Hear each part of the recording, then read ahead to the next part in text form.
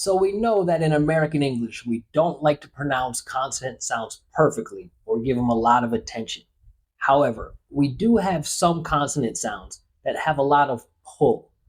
So when we find these consonant sounds at the end of an unstressed syllable, they completely wipe out the vowel sound. So what should you do? Don't pronounce the vowel sound, not even a little bit.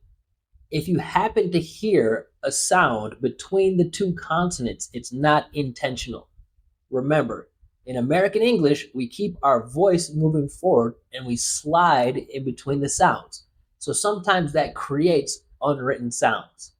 So those consonant sounds with a lot of pull are L, national, example, panel, symbol, N, horizon, hidden, lemon, collision, M, bottom, minimum, problem, R, terror, rumor, solar,